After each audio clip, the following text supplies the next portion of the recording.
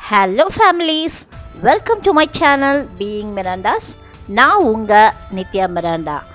இன்னைக்கு வீடியோ பார்த்தீங்கன்னா என்னுடைய சிஸ்டரோட சனுக்கு பெட்ரோத்தல் நடந்தது. அதை தான் உங்களோட ஹாப்பியாக ஷேர் பண்ணியிருக்கேன். அந்த பெட்ரோத்தல் வந்து பெங்களூரில் நடந்தது. ஹோட்டலில் தான் மேலே ஒரு மண்டபம் மாதிரி இருந்துச்சு, அதில் தான் அது வச்சு நடத்துனாங்க. ஹோட்டல் என்ட்ரன்ஸில் ஒரு பர்பிள் அண்ட் ஒயிட் தீமில் தான் செட் பண்ணியிருந்தாங்க. மண்டப என்ட்ரன்ஸ்குள்ளே பார்த்தீங்கன்னா நல்ல ஒரு பிள்ளையார் சிலை வச்சுட்டு அங்கேயுமே மேலே ஒரு பர்பிள் அண்ட் ஒயிட் தீமில் ரியல் ஃப்ளவர்ஸ் வச்சு ரொம்ப அழகாக டெக்கரேட் பண்ணியிருந்தாங்க. ஸ்டேஜுமே பர்பிள் அண்ட் ஒயிட் தீமில் தான் பண்ணியிருந்தாங்க.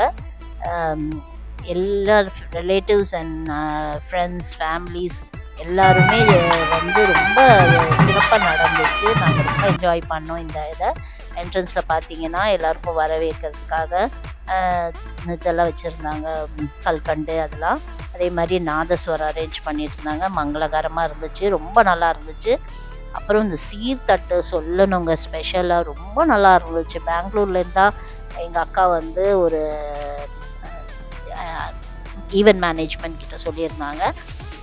ரொம்ப நல்லா செஞ்சுருந்தாங்க. அந்த சீர்தட்டு வெரைட்டியாக பண்ணியிருந்தாங்க.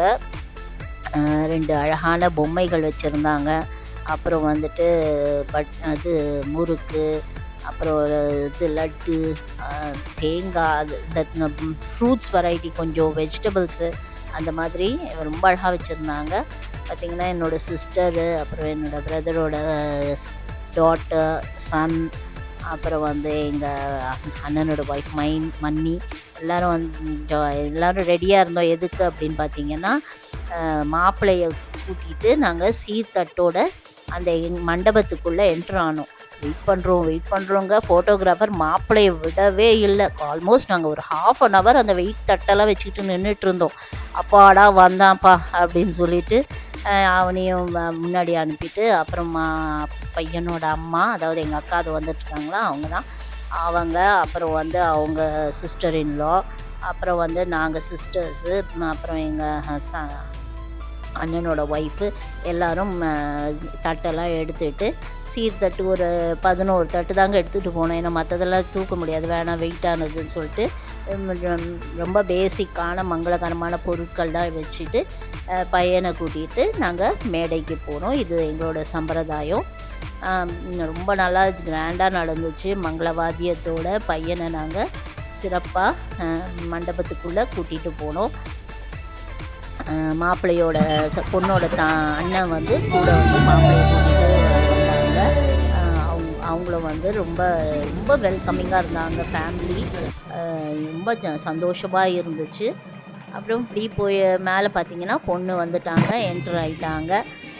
பொண்ணோட வந்து ஃபேமிலிஸ் 2 ஃபேமிலிஸும் ஸ்டேஜ் மேலே ஏறி நின்னாங்க. அதுக்கப்புறம் பொண்ணு ஆஸ் யூஷுவல் பொண்ணுக்கு வந்து மாப்பிள்ளை வீட்டிலேருந்து இது கொடுப்பாங்க, ட்ரெஸ்ஸு. பொண்ணு வீட்டிலேருந்து ட்ரெஸ்ஸு கொடுப்பாங்க. திடீர்னு என் சிஸ்டர் வந்து என்ன பண்ணிட்டான்னா, வா வா வா வா டான்ஸ் ஆடலாம் வா அப்படின்னு சொல்லிட்டு பொண்ணு மாப்பிள்ளையே ட்ரெஸ் சேஞ்ச் பண்ணி வரும்போது டான்ஸ் ஆட கூப்பிட்டுட்டா. ஒரு இதுவும் இல்லை, ப்ராக்டிஸும் இல்லை, ஒன்றும் இல்லை. திடீர்னு 2 பேருக்குள்ளேயும் கோஆர்டினேஷன் இருக்கிறதுனால எல்லாரும் வந்துட்டு சூப்பராக இருந்துச்சு. நாங்கள் எதிர்பார்க்கவே இல்லை. பொண்ணு அப்படியே அசந்துட்டா. என்னடா அது அப்படின்னு சொல்லிட்டு அவங்களுக்குலாம் தெரியவே தெரியாது. அப்புறம் நானும் என் சிஸ்டரும் டான்ஸ் ஆடி அவங்கள வெல்கம் பண்ணி அப்படியே மண்டபமே அப்படியே ரொம்ப இதாக இருந்துச்சு, ஹாப்பனிங்காக இருந்துச்சு. இது தானேங்க அக்கேஷன்னா, ஜாலியாக இல்லையா? எல்லாரோடையும் எல்லோரும் பாட்டு பாடிட்டு டான்ஸ் ஆடிட்டு ரொம்ப சூப்பராக இருந்தது. அதுக்கப்புறம் பொண்ணும் மாப்பிள்ளையும் மாலை மாற்றிக்கிட்டாங்க, அப்புறம் மோதிரம் மாற்றிக்கிட்டாங்க.